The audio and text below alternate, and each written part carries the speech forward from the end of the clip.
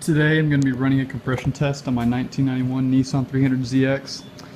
The original plan was to put a rear main seal on it, and that's still what I'm going to do, but it has drivability issues, a little bit of stuttering, just things like that, that obviously a rear main seal won't fix. The rear main seal is mainly just because oil's leaking on the exhaust and causing a fire hazard.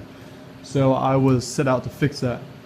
I thought, before I go through all the trouble of dropping the transmission, let's see what this drivability issue is and try to see if it's even worth putting a rear main seal in before I have to actually rebuild it. Now, what I've already done is I have pulled this bank of spark plugs. I pulled the coil packs and I pulled the balance tube.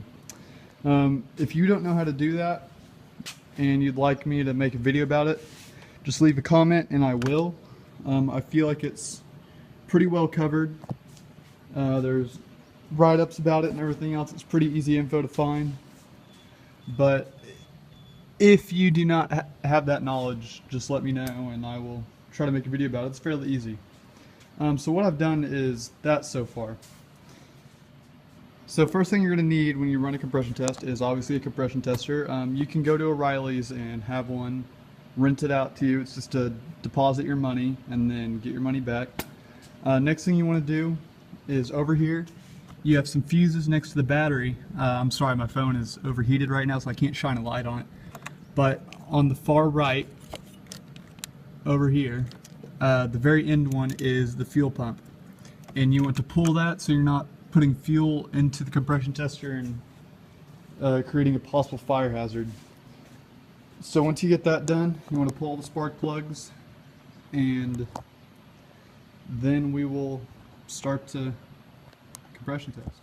One thing I noticed whenever I got to cylinder 2 is this. I don't know if you'll be able to see it, but I'm still going to continue with the compression test, but this may be my issue with the stuttering, a poor connection to the spark plug. If you look down there, whenever I went to put my spark plug socket on there, I couldn't get it onto the spark plug. And that is because there's pieces of plastic clip that have broken off and fallen around the spark plug. I don't know how that happened, but it did happen. And that could possibly be my issue to why it's not running properly. But I'm going to continue with this because I am curious what kind of compression numbers it has, being as an old engine as it is, an old sports car engine to say the least. I'm curious to what compression numbers it's running, so that's what I'm going to do. Alright, now I have all the spark plugs out. Same on that side. Next thing I'm going to do is what I have done, and I just got a sticky note right here. I put 1, 2, 3, 4, 5, 6. I'm going to write the numbers I get across the board on there. I don't really want to bore you with watching me compression test every one of them, so I'll compression test one of them, put the numbers down, and then talk about them. One thing you want to do is, if you happen to be watching this video and you don't have a 300ZX, what you want to do when you compression test is you want to have, the battery as charged as possible, fuel pump fuse pulled, or relay, or whatever it is in your case, and you want to have the throttle fully open so you're not restricting any air that may want to be entering the cylinder to be compressed. Luckily on the 300ZX we have a balance tube right here. If you pull this off, it's not quite as much air getting to it as having the throttle open, but it's enough that it'll run the compression test properly. So with that, I'm going to run these numbers starting with cylinder 1. This is cylinder 1, cylinder 3, cylinder 5, cylinder 2, cylinder 4, cylinder 6. So that's what I'm going to do. As you can see, I already have this one threaded down in cylinder 1. You want to get the second part of the setup, and that is this. It's a lot easier to put on there whenever you have don't have this on there weighting down and everything. So I can't really put this on with one hand, so I'm gonna stop the video for a second, put that on, and then continue. Alright, now I have this sitting here. I I have this tightened down. One thing you want to make sure is that on the end of this there should be an O-ring that seals it to the head, so you don't lose any air past the fitting and it all goes into the gauge. So now I'm going to go ahead and compression test it. You want to go ahead and bleed off any air that's in there. So right now there's no air. There shouldn't be any air, but if there is, that's what you want to do.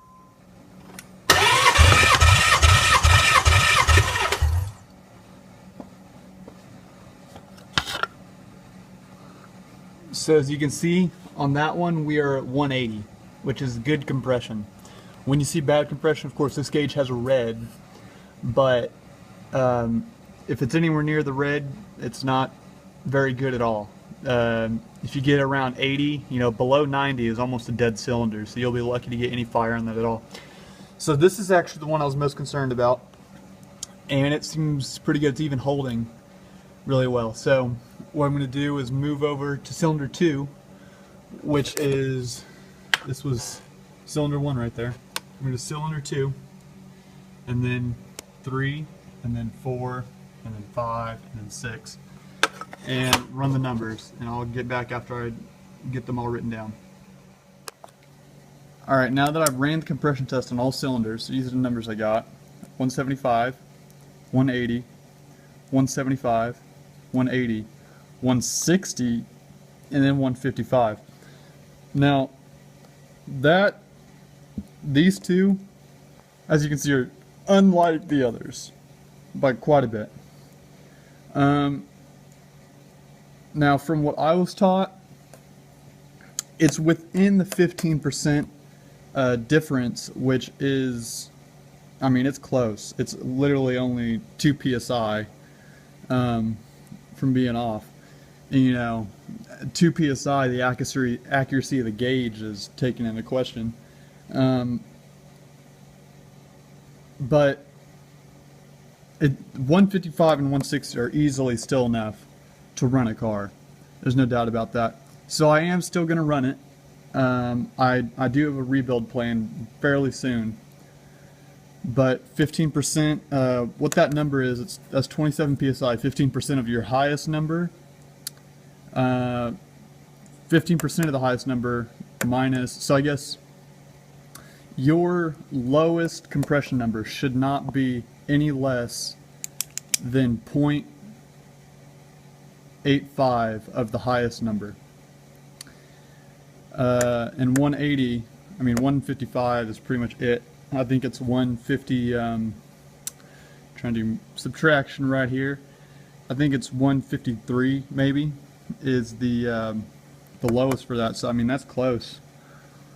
But I thought I'd just show you guys how to run a compression check and everything. I mean, after that you just put it all back together, put the plugs back in it, and I mean, if you you find low compression, actually what I should do on these ones, I have a feeling, because it's a common failure on the rear cylinders, is the head gasket.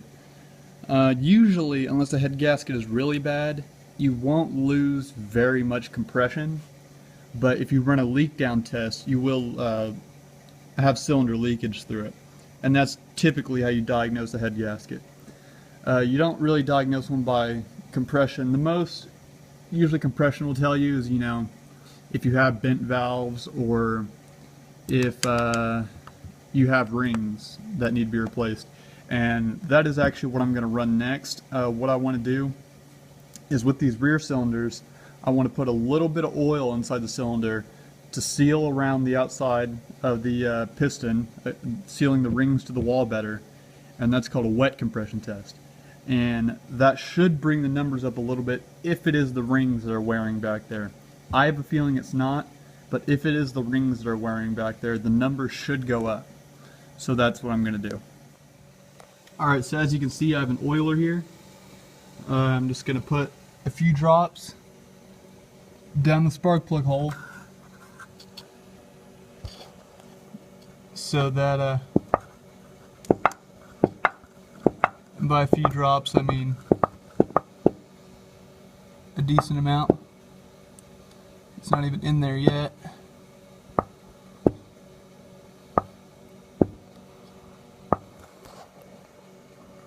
It's just now getting in there. Alright. That's about as much as I'm going to put in there.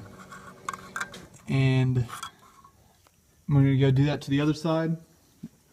Actually, I'll go ahead and run compression on that just to see if it did solve anything. So these were my final numbers after the wet test. It shows that rings may be worn, but I'm sure if I were to go ahead and wet test all the other cylinders, they would also rise, probably proportionally. But just a rise in numbers indicates rings that are slightly worn. So that pretty much wraps it up for the compression test on the Z. So thanks for watching. I hope this video helped you guys out. Just let me know what you think. Thanks.